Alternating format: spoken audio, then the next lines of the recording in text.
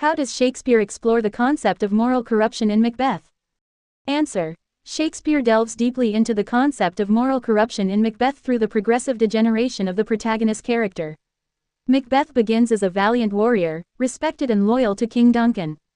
However, after hearing the witch's prophecies and influenced by his wife, he chooses to murder Duncan, a decision that marks the start of his moral decay. This act of regicide is not merely a crime, it represents a profound violation of the natural order, as the king was seen as God's chosen ruler. Macbeth's initial hesitance is soon replaced by an overwhelming ambition that blinds him to the consequences of his actions. As Macbeth continues down this path, he becomes increasingly desensitized to violence and treachery, ordering the murder of Banquo and the slaughter of Macduff's family without hesitation. His moral corruption is reflected in his growing paranoia and loss of humanity, ultimately leading to his isolation. Lady Macbeth also embodies moral corruption, as she manipulates Macbeth into committing murder, only to be consumed by guilt and madness herself. The play suggests that unchecked ambition and the desire for power can erode one's moral compass, leading to a self-destructive cycle of violence and tyranny. 2. In what ways does Macbeth examine the psychological effects of guilt on the human mind? Answer. Macbeth is a profound exploration of the psychological effects of guilt, particularly how it manifests in both Macbeth and Lady Macbeth. Initially, Macbeth is tormented by the act of killing King Duncan, which is vividly illustrated in his hallucination of a bloody dagger leading him to Duncan's chamber. This vision symbolizes his internal struggle and foreshadows the psychological torment that will follow. After the murder, Macbeth hears voices saying he has murdered sleep, signifying that his guilt will deprive him of peace and rest. This prophecy becomes reality as Macbeth experiences increasing paranoia, hallucinations, and a descent into madness. The ghost of Banquo, whom Macbeth has murdered to secure his throne, haunts him during a banquet, symbolizing his inescapable guilt. Lady Macbeth, who initially appears strong and untroubled by their deeds, gradually succumbs to guilt as well. Her sleepwalking scene, where she obsessively tries to wash the imagined bloodstains from her hands, reveals the deep psychological impact of her guilt. The line, "Out, damned spot," captures her desperate attempt to cleanse herself of the moral stain of their crimes. Her eventual madness and suicide illustrate the destructive power of guilt, which erodes her mental stability and sense of self. Shakespeare uses these characters to show how guilt can lead to a fractured psyche, causing hallucinations, sleeplessness, and ultimately madness. The play suggests that while one can commit acts of evil, the psychological consequences of guilt are inescapable, leading to a tragic downfall. 3. How does the theme of fate versus free will play out in the decisions made by Macbeth? Answer. The interplay between fate and free will is a central theme in Macbeth, with Shakespeare leaving the question of whether Macbeth is a victim of destiny or an agent of his own downfall open to interpretation. The witch's prophecies set the stage for this exploration, as they predict that Macbeth will become king. However, the way Macbeth responds to these prophecies highlights the tension between fate and free will. Upon hearing the witch's predictions, Macbeth becomes obsessed with the idea of becoming king, but it is his own choice to act on this ambition by murdering Duncan. While the witches plant the seed, it is Macbeth who nurtures it through his actions. This suggests that while fate presents opportunities, it is free will that determines how one responds to them. Throughout the play, Macbeth grapples with his sense of agency. He acknowledges the moral implications of his actions but chooses to proceed with them, driven by ambition and later, by fear and paranoia. This choice to act upon the witch's prophecies can be seen as an assertion of free will, even as Macbeth tries to justify his actions as fulfilling a destined role. As the play progresses, Macbeth increasingly relies on the witch's prophecies to guide his decisions, suggesting a surrender to fate. However, his downfall, brought about by his overconfidence in the prophecies and his subsequent actions, implies that his fate was sealed not by the prophecies themselves, but by his choices in interpreting and acting upon them. Shakespeare ultimately portrays fate and free will as intertwined forces, with Macbeth's tragedy stemming from his belief that he is destined for greatness, while simultaneously making choices that lead to his ruin.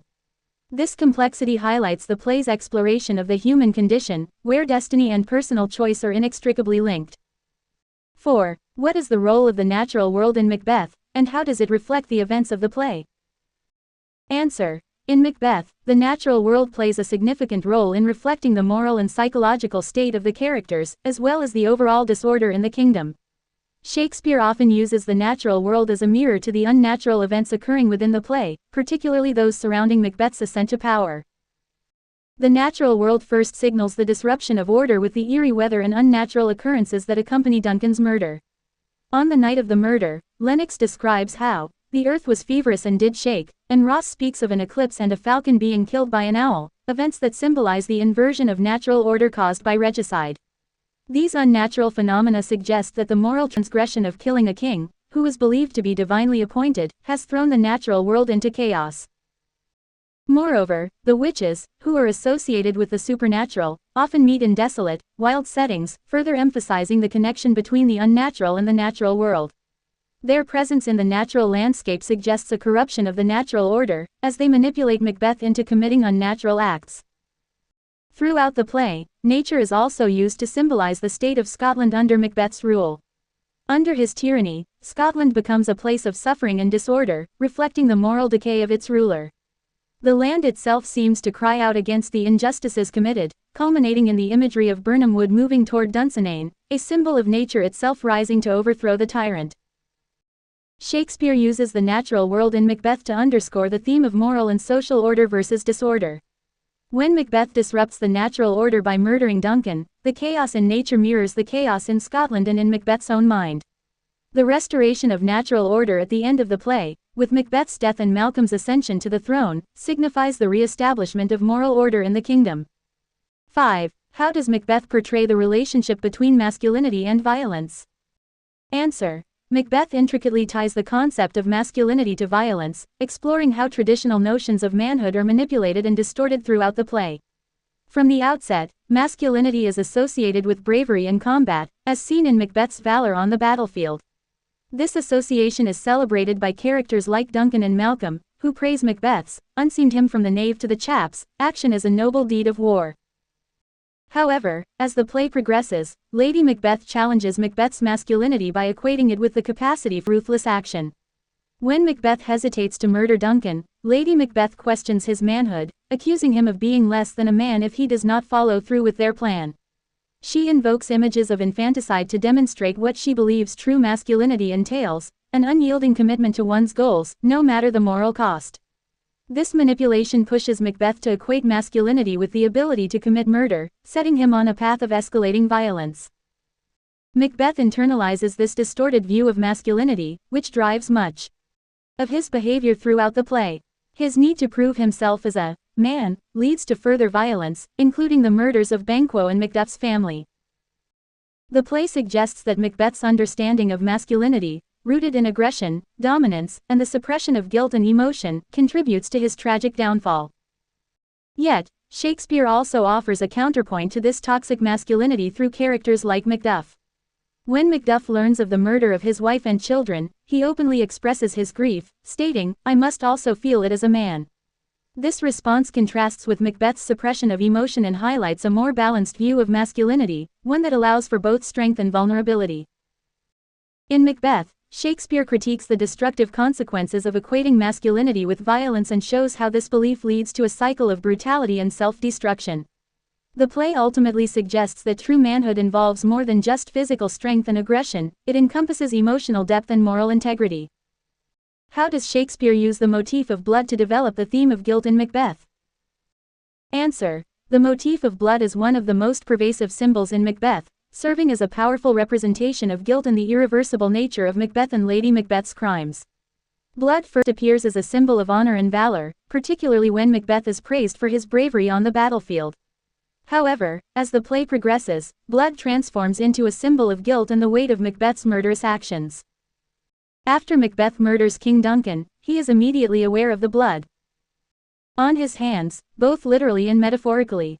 He exclaims, "Will all great Neptune's ocean wash this blood clean from my hand? No, this my hand will rather," the multitudinous seas in Incarnadine, making the green one red. This vivid imagery illustrates Macbeth's belief that his guilt is so profound that it cannot be washed away, instead, it would stain the entire ocean red. Here, blood symbolizes the indelible mark of guilt that will haunt him forever. Lady Macbeth initially dismisses the significance of blood, famously stating, "A little water clears us of this deed." However, as the play unfolds, blood becomes a haunting presence for her as well. In her sleepwalking scene, she obsessively tries to wash the imagined bloodstains from her hands, uttering, "Out, damned spot.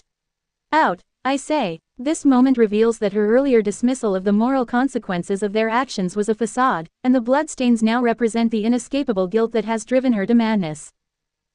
The motif of blood recurs throughout the play, reinforcing the idea that the characters cannot escape the consequences of their violent actions. Blood is not just a physical substance but a symbol of the moral corruption and psychological torment that accompanies their crimes. By the play's end, the imagery of blood has come to symbolize the destruction of both Macbeth and Lady Macbeth, consumed by the guilt they cannot purge. 2. What role does the supernatural play in shaping the moral landscape of Macbeth? Answer. The supernatural elements in Macbeth play a crucial role in shaping the moral landscape of the play, acting as both catalysts for action and reflections of the characters' inner turmoil. From the very beginning, the supernatural is introduced through the three witches, whose cryptic prophecies set the plot in motion. These witches embody the dark, uncontrollable forces that lurk outside the realm of human understanding, and their presence suggests that there are malevolent powers influencing the events of the play. The witches' prophecies are pivotal in tempting Macbeth with the idea of becoming king, but they never directly instruct him to commit murder. This ambiguity raises questions about the extent of their power and the degree to which Macbeth exercises free will. The supernatural, in this context, serves as a moral testing ground, challenging Macbeth's integrity and highlighting his susceptibility to temptation and ambition. The supernatural also manifests in other forms, such as the vision of the bloody dagger that leads Macbeth to Duncan's chamber. This hallucination represents the conflict between Macbeth's ambition and his moral hesitation. It is a projection of his guilty conscience, urging him towards the irreversible act of regicide while simultaneously warning him of the moral consequences. Furthermore, the ghost of Banquo, who appears at Macbeth's banquet, serves as a supernatural manifestation of Macbeth's guilt and fear. The ghost's silent presence is a stark reminder of the bloodshed Macbeth has caused to secure his power. Unlike the witches, who are external supernatural forces, Banquo's ghost is a product of Macbeth's inner guilt, blurring the line between the supernatural and psychological. The supernatural in Macbeth also reflects the moral disorder that pervades the play. The witch's presence and the unnatural events that follow. Duncan's murder, such as horses eating each other and an eclipse, suggest that the natural order has been disrupted by Macbeth's immoral actions. This disruption is mirrored in the psychological and moral unraveling of the characters, particularly Macbeth and Lady Macbeth. Overall, the supernatural in Macbeth functions as both a catalyst for the characters' actions and a symbol of the moral chaos unleashed by their transgressions. It reinforces the play's themes of ambition, guilt, and the consequences of violating the natural and moral order. 3. How does Macbeth portray the tension between appearance and reality, and what are the implications of this tension? Answer. Macbeth is deeply concerned with the tension between appearance and reality, a theme that permeates the entire play and has profound implications for the characters and the audience. This tension is introduced early on with the witch's paradoxical statement, "Fair is foul, and foul is fair," which sets the tone for a world where appearances are deceiving and reality is not what it seems.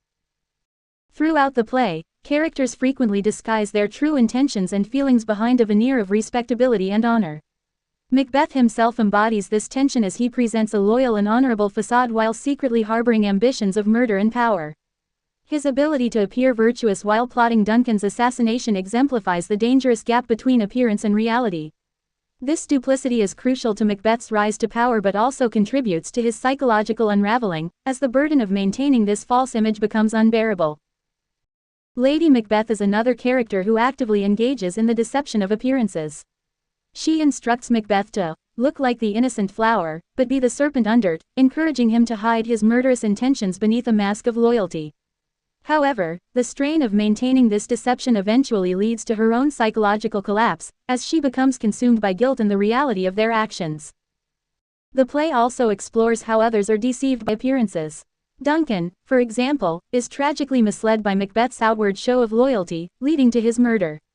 Similarly, Banquo is suspicious of the witch's prophecies but does not act on his suspicions, which ultimately leads to his death. The character's reliance on appearances prevents them from seeing the underlying reality until it is too late.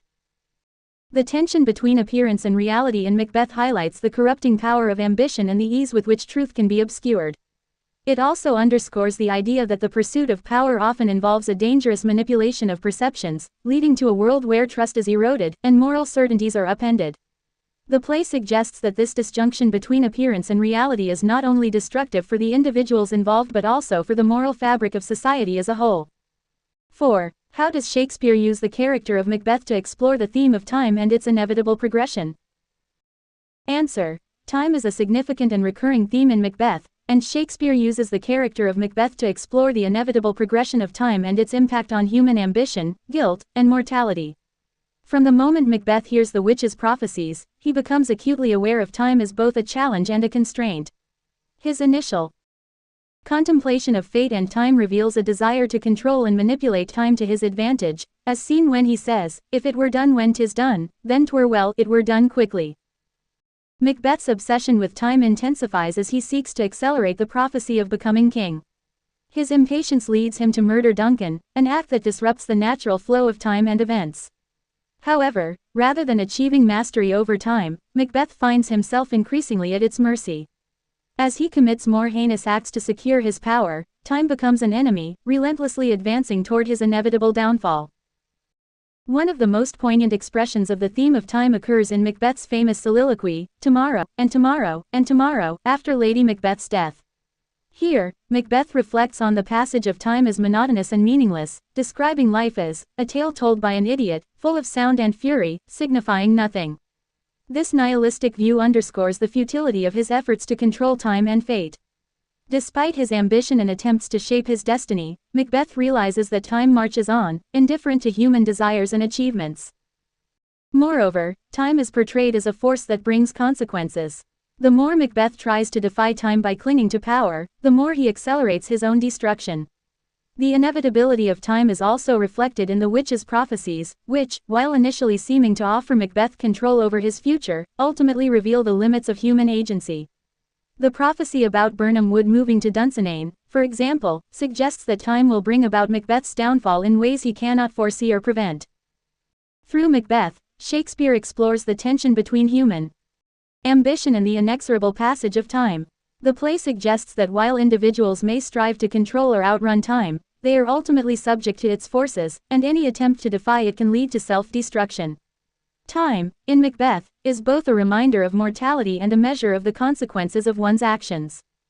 5. In what ways does Macbeth reflect the political concerns of Shakespeare's time, particularly regarding kingship and tyranny? Answer. Macbeth can be seen as a reflection of the political concerns of Shakespeare's time, particularly regarding the nature of kingship and the dangers of tyranny. Written during the reign of King James I, who was deeply interested in the divine right of kings and the stability of the monarchy, the play explores what happens when the natural order of succession is disrupted by ambition and murder. The character of King Duncan represents the ideal of a just and benevolent ruler. His reign is marked by peace and prosperity, and he is depicted as a kind and generous king who rewards loyalty and service. Duncan's murder. How does the concept of masculinity drive the actions and internal conflicts of Macbeth and Lady Macbeth? Answer. In Macbeth, the concept of masculinity is closely tied to ideas of power, aggression, and the ability to commit violence, and it significantly influences the actions and internal conflicts of both Macbeth and Lady Macbeth. Early in the play, Lady Macbeth challenges Macbeth's masculinity, accusing him of being too full of the milk of human kindness to seize the crown through murder. Her manipulation is grounded in the idea that true manhood requires ruthless ambition and the will to act on it, regardless of moral consequences. For Macbeth, the pressure to conform to this brutal vision of masculinity becomes a driving force behind his descent into tyranny. His initial hesitation to kill Duncan is overcome by the need to prove his manhood, both to himself and to Lady Macbeth. However, this pursuit of a violent and dominant form of masculinity leads to profound internal conflict. Macbeth becomes increasingly paranoid, isolated, and emotionally numb, as his identity as a man becomes tied to his ability to commit and sustain violence. Lady Macbeth's relationship with masculinity is equally complex. She famously calls on the spirits to unsex me here, wishing to rid herself of any feminine qualities that might hinder her from committing regicide. Her desire to embody a masculine, ruthless strength drives her actions early in the play, but it also leads to her psychological unraveling. The burden of their crimes and the strain of maintaining a facade of masculine power ultimately lead to her mental collapse, revealing the destructive consequences of adhering to a narrow and toxic view of gender roles. The play thus critiques the rigid and violent ideals of masculinity that dominate its characters' lives. Both Macbeth and Lady Macbeth suffer as they attempt to embody these ideals, suggesting that such a conception of manhood is inherently self-destructive. The theme of masculinity in Macbeth serves as a lens through which the play explores the broader consequences of ambition, power, and the suppression of humanity for the sake of a socially constructed identity. 2. How does Macbeth explore the theme of ambition within the framework of Aristotelian tragedy? Answer. Macbeth can be analyzed through the framework of Aristotelian tragedy, where the protagonist's hamartia, or tragic flaw, leads to their downfall. Ambition is the driving force behind Macbeth's actions and serves as his tragic flaw. In the Aristotelian sense, Macbeth is a noble character, initially presented as a valiant warrior with great potential. However, his unchecked ambition, spurred by the witch's prophecies and Lady Macbeth's encouragement, causes him to overreach, leading to his moral and psychological disintegration. Aristotle's concept of anagnorisis, or the moment of tragic realization, is also present in Macbeth. Although Macbeth recognizes the futility of his actions and the emptiness of his ambition, particularly in his "tomorrow, and tomorrow, and tomorrow" soliloquy, this realization comes too late to save him. By this point, he is already doomed, having set in motion a chain of events that leads to his destruction. The play also adheres to the Aristotelian idea of catharsis, where the audience experiences a purging of emotions through the protagonist's downfall. Macbeth's journey from a celebrated hero to a tyrannical ruler evokes pity and fear, as viewers witness the devastating consequences of his ambition. His fall from grace is not just a personal tragedy but a reflection of the dangers inherent in the human desire for power and the lengths one might go to achieve it. In this way, Macbeth serves as a classic Aristotelian tragedy, with ambition as the central flaw that propels the protagonist toward his inevitable demise. The play offers a cautionary tale about the perils of overreaching and the destructive potential of ambition when it is not tempered by moral considerations. 3. How does Lady Macbeth embody the theme of power and its psychological consequences in the play? Answer. Lady Macbeth is a central figure in exploring the theme of power and its psychological consequences in Macbeth. From the outset, she is depicted as a character driven by a deep desire for power, willing to push Macbeth into committing regicide to achieve her ambitions. Her famous soliloquy, where she calls on the spirits to "unsex me here," highlights her willingness to reject her femininity and embrace what she perceives as the necessary ruthlessness to seize power. Initially, Lady Macbeth appears to be the stronger and more determined of the two, as she manipulates Macbeth into following through with Duncan's murder. She equates power with action, and in her view, any hesitation or moral qualms are signs of weakness. However, this single-minded pursuit of power comes with significant psychological costs. As the play progresses, the weight of their actions begins to take a toll on Lady Macbeth. Her initial bravado gives way to guilt and paranoia, manifesting in her sleepwalking scene where she obsessively tries to wash away the imagined bloodstains from her hands. This scene underscores the psychological consequences of her quest for power, as the guilt she once dismissed now consumes her, leading to her mental breakdown. Lady Macbeth's descent into madness reflects the broader theme that the pursuit of power, particularly through immoral means, leads to self-destruction. Her earlier rejection of compassion and empathy is ultimately unsustainable, as the psychological burden of their crimes overwhelms her. By the end of the play, Lady Macbeth's tragic fate serves as a poignant commentary on the corrupting influence of power and the inevitable consequences of violating one's moral compass in its pursuit. 4. How does Macbeth utilize the theory of the great chain of being to underscore the consequences of disrupting natural order? Answer. The theory of the great chain of being is a hierarchical structure that places every element of creation in a specific order, with God at the top, followed by angels, humans, animals, plants, and minerals. In Macbeth, Shakespeare uses this concept to underscore the disastrous consequences of disrupting the natural order, particularly through the act of regicide. Macbeth's murder of King Duncan is a direct violation of the great chain of being, as it disrupts the divinely ordained order of kingship. According to this theory, the king is God's appointed ruler on earth, and any act against him is not just a crime against the state but an affront to the cosmic order. Macbeth's usurpation of the throne, therefore, sets off a chain of unnatural events, reflected in the eerie occurrences that follow Duncan's death, such as horses eating each other and a falcon being killed by an owl. These unnatural events symbolize the chaos that ensues when the great chain of being is violated. Macbeth's ascent to the throne through murder leads to a reign of tyranny, marked by further bloodshed and moral decay. The natural world, which had been in harmony under Duncan's rule, becomes a mirror of the moral disorder that Macbeth's actions have unleashed. The restoration of order at the end of the play, with Macbeth's death and Malcolm's ascension to the throne, reaffirms the importance of the great chain of being. The natural order is restored, and with it, peace and stability return to Scotland. Through this framework, Shakespeare emphasizes the idea that any attempt to disrupt the divinely ordained order, particularly through unlawful ambition, leads to chaos and destruction. 5. How can Macbeth be interpreted through the lens of existentialism, particularly in relation to the themes of free will and fate? Answer. Macbeth can be interpreted through the lens of existentialism, particularly in its exploration of free will, fate, and the search for meaning in a seemingly indifferent universe.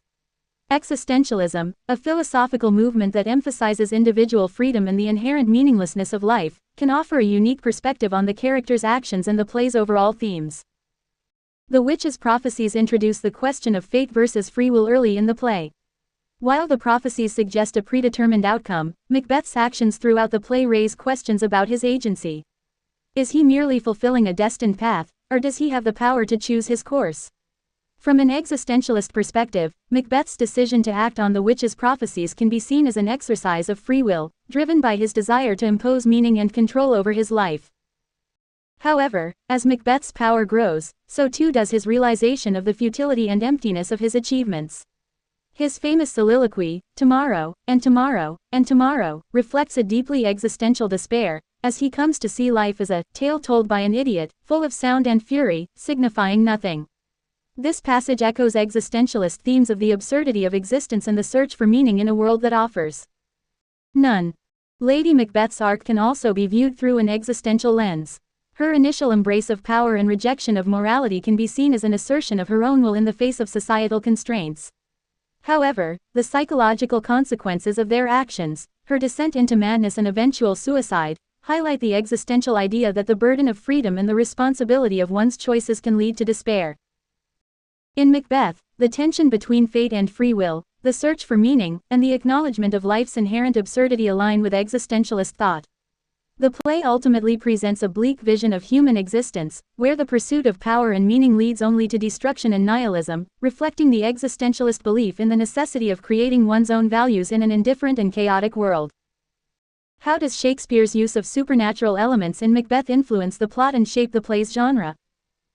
Answer. The supernatural elements in Macbeth are integral to both the plot and the play's genre, blending elements of tragedy with those of the Gothic and the uncanny. The play opens with the appearance of the three witches, whose prophecies set the plot in motion. Their supernatural presence establishes a tone of foreboding and mystery, signaling to the audience that the events of the play will transcend the ordinary and enter the realm of the eerie and the otherworldly. The witches' prophecies drive Macbeth's actions throughout the play, as he interprets their cryptic messages as a guarantee of his destiny to become king. This belief in a predetermined fate, guided by supernatural forces, propels Macbeth to commit regicide, leading to his eventual downfall. The supernatural elements thus serve as catalysts for the tragic events that unfold, blurring the lines between fate and free will. In addition to the witches, other supernatural occurrences, such as the appearance of Banquo's ghost and the visions of Bloody Dagger, contribute to the play's Gothic atmosphere. These elements heighten the sense of psychological torment and moral ambiguity, as Macbeth grapples with guilt, fear, and the consequences of his actions. The supernatural also reinforces the play's exploration of the unknown and the uncontrollable. The witches, with their cryptic and paradoxical statements, represent forces beyond human comprehension, symbolizing the chaotic and unpredictable nature of the world. This aligns Macbeth with the genre of Gothic tragedy, where the supernatural serves to evoke a sense of dread, uncertainty, and the inescapability of fate. Overall, the supernatural in Macbeth is not just a plot device but a defining feature of its narrative style and genre, contributing to the play's exploration of dark, psychological, and existential themes.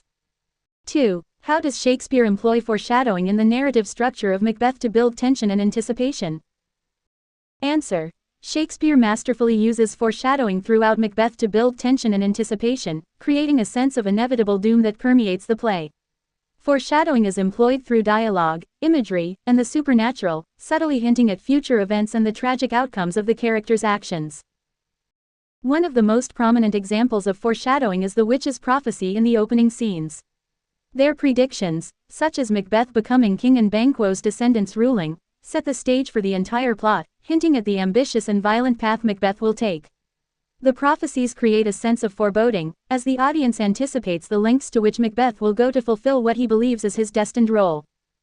Shakespeare also uses foreshadowing through the characters' speeches. For instance, in Act 1, Scene 3, when Macbeth muses that, "If chance will have me king, why, chance may crown me without my stir," he unknowingly hints at the internal conflict that will later drive him to murder Duncan despite his initial hesitation. This foreshadowing sets up the tension between Macbeth's moral scruples and his overpowering ambition, which will ultimately lead to his downfall. Imagery and symbolism also contribute to foreshadowing in Macbeth. The recurring motifs of blood and darkness are early indicators of the violence and moral corruption that will pervade the play. The bloody dagger that Macbeth hallucinates before killing Duncan serves as a grim premonition of the murder he is about to commit and the guilt that will haunt him thereafter. Foreshadowing in Macbeth is a critical narrative technique that enhances the play's tragic structure. By providing glimpses of future events, Shakespeare builds a sense of inevitability, making the unfolding of the plot both suspenseful and tragic as the characters move inexorably towards their fated ends. 3. In what ways does Macbeth deviate from traditional tragic hero narratives, and how does this impact the play's interpretation as a tragedy? Answer. Macbeth deviates from traditional tragic hero narratives in several key ways, which impact its interpretation as a tragedy and add complexity to the character of Macbeth and the play's overall themes. Traditionally, a tragic hero is a noble character with a tragic flaw, hamartia, that leads to their downfall, but who also elicits a sense of pity and fear in the audience. While Macbeth fits this mold to an extent, Shakespeare complicates the character by making his downfall almost entirely self-inflicted and rooted in moral corruption. Unlike other tragic heroes who might fall due to an inherent weakness or mistake, Macbeth's fall is largely due to his deliberate choice to embrace evil, spurred by unchecked ambition. Moreover, Macbeth's trajectory from a respected warrior to a tyrannical ruler is swift and marked by a rapid moral decay, which contrasts with the gradual decline often seen in traditional tragedies. His internal conflict is not so much about recognizing his flaw and struggling against it, but rather about his increasing willingness to commit atrocities to secure and maintain power. This portrayal challenges the audience to grapple with a protagonist whose actions are increasingly difficult to sympathize with, thus complicating the sense of catharsis typically associated with tragedy. Additionally, the role of external forces, such as the witch's prophecies, in shaping Macbeth's actions deviates from the idea of the tragic hero's downfall being solely a result of their internal flaws. The influence of these supernatural elements introduces ambiguity about fate versus free will, making Macbeth's responsibility for his actions more complex and open to interpretation. These deviations from traditional tragic hero narratives result in a play that explores the darker, more nihilistic aspects of tragedy. Instead of focusing solely on the tragic inevitability of fate, Macbeth delves into themes of moral choice, the corrupting influence of power, and the consequences of surrendering to evil. This complexity deepens the play's tragic impact, making it not just a story of personal downfall, but a broader commentary on the destructive potential of human ambition and moral compromise. 4. How does Shakespeare's use of soliloquies in Macbeth contribute to the development of the plot and the exploration of the protagonist's psyche? Answer. Shakespeare's use of soliloquies in Macbeth is a crucial narrative technique that serves both to advance the plot and to delve deeply into the psyche of the protagonist. Through these soliloquies, the audience gains direct insight into Macbeth's inner thoughts, emotions, and moral dilemmas, which are not always evident in his interactions with other characters. One of the most famous soliloquies in the play is Macbeth's reflection before murdering Duncan: "Is this a dagger which I see before me, the handle toward my hand?" This soliloquy reveals Macbeth's intense anxiety and psychological torment as he contemplates the murder. The hallucination of the dagger not only foreshadows the violence to come but also symbolizes Macbeth's struggle between his ambition and his conscience. The soliloquy advances the plot by highlighting the critical moment when Macbeth decides to commit the murder, setting in motion the events that will lead to his downfall. Another significant soliloquy is Macbeth's "tomorrow, and tomorrow, and tomorrow" speech, which occurs near the play's end. Here, Macbeth reflects on the meaningless and futility of life after hearing of Lady Macbeth's death. This soliloquy marks a turning point in Macbeth's character, where he fully confronts the emptiness of his ambition and the consequences of his actions. It contributes to the plot by emphasizing the tragic conclusion of Macbeth's journey, his realization that all his striving has led only to despair. Lady Macbeth's soliloquy in Act 1, Scene 5, where she calls on the spirits to unsex me here, is another example that reveals her resolve to pursue power at any cost, even if it means abandoning her femininity and morality. This soliloquy contributes to the plot by setting up her role as the instigator of Duncan's murder and her influence over Macbeth's actions. Overall, the soliloquies in Macbeth are vital for character development, plot progression, and thematic exploration. They allow the audience to witness the internal conflicts and psychological unraveling of both Macbeth and Lady Macbeth, making their eventual downfall more poignant and tragic. 5. How does Macbeth fit within the genre of tragedy, and what elements distinguish it as a Shakespearean tragedy?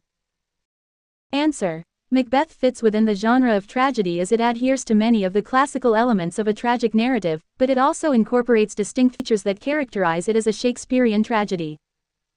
At its core, Macbeth is a tragedy because it follows the downfall of a protagonist who was initially presented as noble and heroic but is undone by a fatal flaw, ambition in Macbeth's case.